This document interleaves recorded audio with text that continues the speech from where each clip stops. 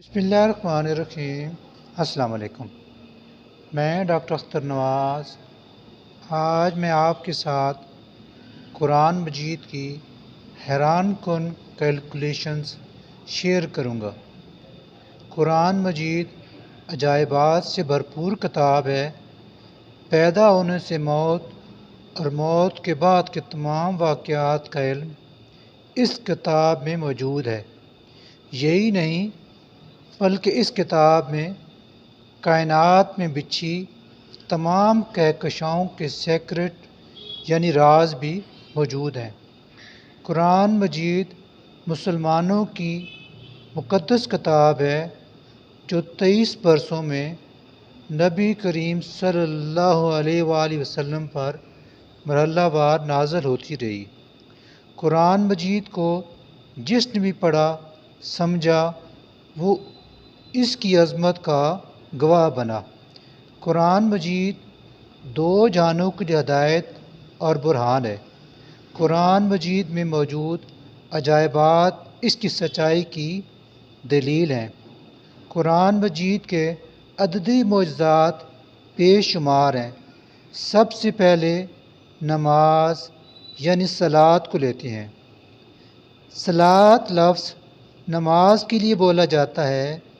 اس کا ذکر قرآن مجید میں 5 بار آیا ہے اور ہر مسلمان کے لیے روزانہ کی فرض نمازوں کی تعداد بھی 5 ہے، یعنی فجر، ظہر، عصر، مغرب اور عشاء۔ دوسرا عددی معجزہ لفظ شہر ہے جو عربی زبان میں مہینے کے لیے بولا جاتا ہے۔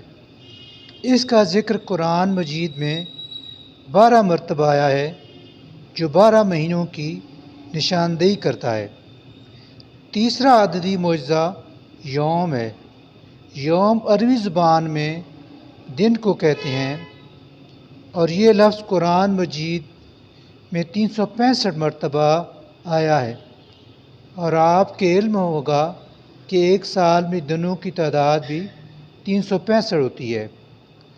چوتھا عددی معجزہ ایام ہے۔ یہ دن کی جمع ہے۔ بہت سارے دنوں کے لیے ایام بولا جاتا ہے، اور یہ لفظ پتہ ہے قرآن مجید میں کتنی مرتبہ آیا ہے؟ 30 مرتبہ آیا ہے۔ ایک مہینے کے اندر دنوں کی تعداد کتنی ہوتی ہے؟ وہ بھی 30 ہوتی ہے۔ قرآن مجید میں لفظ زندگی 145 بار آیا ہے۔ زندگی کے مقابل لفظ موت ہے۔ لفظ موت بھی 145 بار آیا ہے۔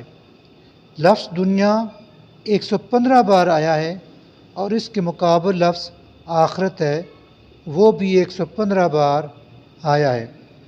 قرآن مجید میں لفظ ملائکہ یعنی فرشتے 88 بار آیا ہے اور اس کے مقابل ہے لفظ شیطان، وہ بھی 88 بار آیا ہے۔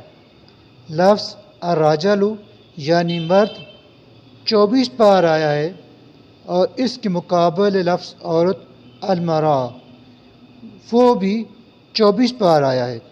یہ چند عددی معجزات ہیں، جبکہ یہ کتاب قرآن مجید عجائبات سے بھری پڑی ہے۔ ابھی قرآن مجید کے صرف 5% عجائبات معلوم ہوئے ہیں، 95% ابھی ہماری دریافت کے منتظر ہیں۔ اللہم صلی علی محمد وعلی آل محمد وبارک وسلم وصلی علیہ۔